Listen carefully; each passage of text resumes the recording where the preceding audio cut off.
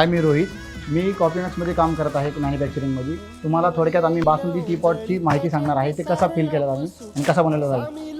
तर आमचा 300 किलोचा कंटेनर असतो, त्याच्यामध्ये आम्ही इन्ग्रेडियंट टाकतो सगळे. हा बासुंदीचा आमचा पूर्ण मिक्सअप होऊन पूर्ण टेस्ट होऊन बाहेर निघतो. त्यानंतर आम्ही ऑटोमॅटिक फिल मशीनमध्ये पूर्ण फिल करतो. त्यानंतर आम्ही सगळ्या गोष्टीची काळजी घेतो की स्वच्छता वगैरे सगळं राखून आम्ही सगळ्या गोष्टी करून हे पॅकेट तुमच्यापर्यंत पोहोचलं जाईल असं हे पूर्ण काळजी घेतो. तर हा आमचा रेडी चाय.